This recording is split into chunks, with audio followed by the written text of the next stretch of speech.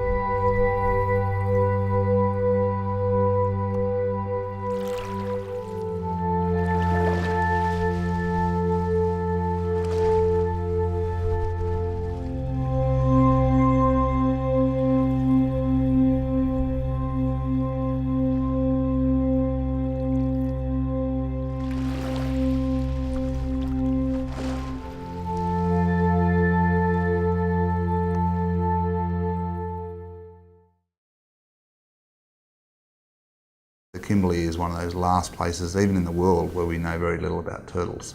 A lot of our work has been getting out to these sea turtle rookeries in West Australia, which are mostly the good and high density nesting sites are on offshore islands. So we've used pretty much every form of transport possible. We've used helicopters, float planes, we've had to charter flights throughout the remote Kimberley region. We also use boats, and yeah, they're very remote sites and very hard to get to.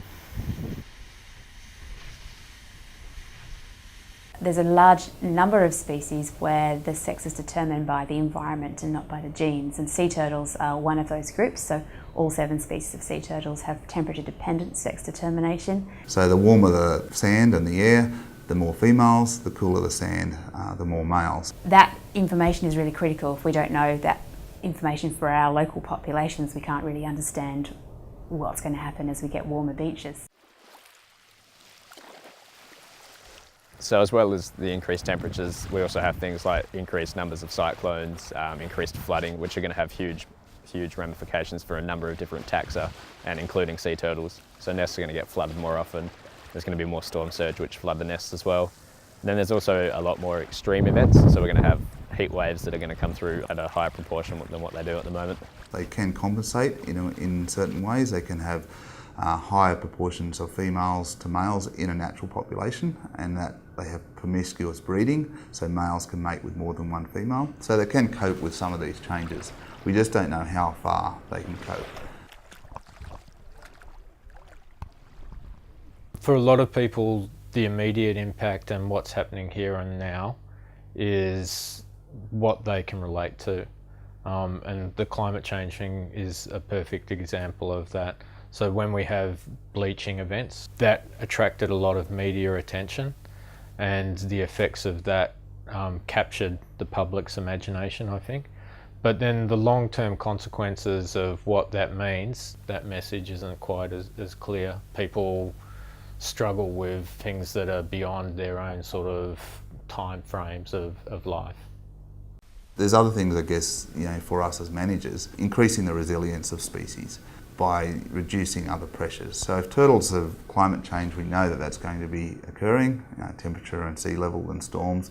But if they're also under pressure from high coastal development, from oil and gas, from mining, which when you bring climate change into it, which is very hard to do much with, then we can start to improve their resilience and their ability to adapt in a climate change environment.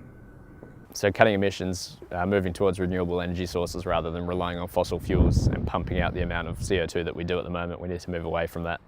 So things like hydroelectric power and wind power and solar power are definitely things that we should be investing in now and 20 years ago.